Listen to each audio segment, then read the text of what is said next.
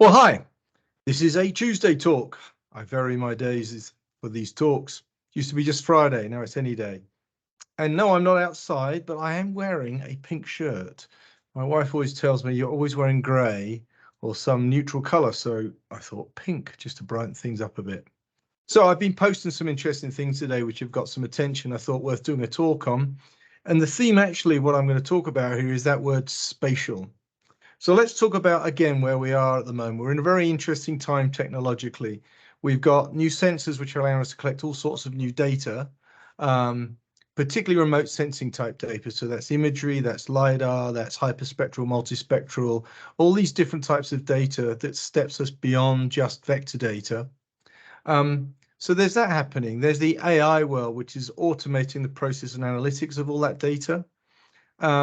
We've got generative AI, which is allowing us to get the general public to actually get access directly to AI. So we can type in a question, algorithms in the background actually process and understand what we've asked, what question we've asked, and then deliver results back to us. So we've now got an access point to AI and some of the magic that AI can produce. And I think that I've spoken about it more than once now. I think that this new Vision Pro from Apple is the start of a new revolution in terms of interfaces, computers and our eyes. So I think those are three really important themes that are happening. But I really took note of the fact that Apple have now started using the word spatial and spatial computing. And I've lived in the geospatial world and we keep talking about spatial. So to me, I wanted to look up the definition of those two terms.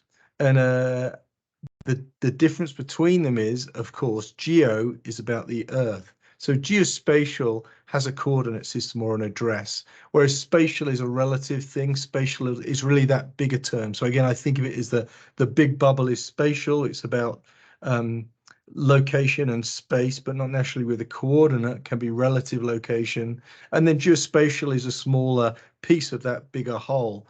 So that's really an interesting differentiation. And I think that we are now going to hear a lot more about spatial, and a lot of that will actually be about sort of potentially talking more about geospatial than anything else. We'll see how that all evolves. I did also look up the term spatial computing, and spatial computing is really that sense of, I've heard somebody call it physical and digital worlds coming together. So I think that's a really core part of what is this new evolving world of spatial computing with these new interfaces, which are AR and VR. I'm most interested in the AR piece of that, augmented reality. But it does bring our digital and non-digital worlds together, the reality together. So that term spatial will be used a lot. People are being taught to understand that. I think that where I'm really interested in is that juxtaposition of, or the expansion, if you like, of geospatial more broadly into the spatial world, what that looks like. If I have augmented reality where I've got glasses on and I'm looking at a scene, that everything I'm looking at has an XY in theory, and I put a digital object in that scene, that blends in a geospatial world. Where does the object and the actual pieces that have coordinates blend together? It's probably a geospatial question that will be asked. And if I click on things in that scene, that door that I'm looking at in front of me, and I get back an answer, the type of door, etc. Again, that asset has a location, so it's geospatial data. So there's going to be kind of a blur in between spatial and geospatial, I think.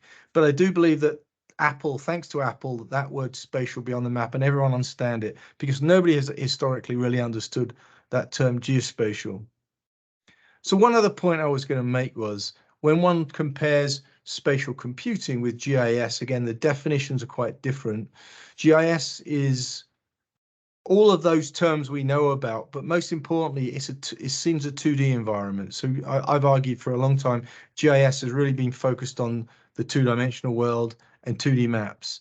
That's beginning to change as the companies like Esri are beginning to grow into that new space, but there is a new space and it is wider than where we've been historically. So again, I look at see the evolution of 3D, digital reality, dynamic environments with real-time data and think, we're beginning to see the widening of the geospatial world into the more broad spatial world.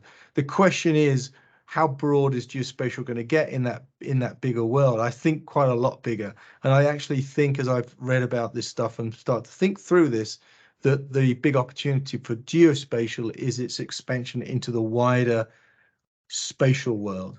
So more on this topic to come, but I really think that the big opportunities in there in that growing space, and I think Apple and others are really going to make a big deal out of the term spatial, which is going to help the existing geospatial industry and those new to the space broaden their offering and offer new solutions to folks. So my Tuesday talk, hope you enjoyed it. Always welcome comments and feedback, and I'll do another one quite soon. Thanks for watching.